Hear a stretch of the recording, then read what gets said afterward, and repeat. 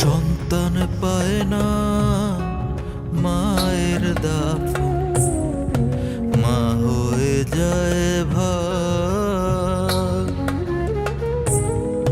কিসের লোভে আপন জনের প্রতি তোরা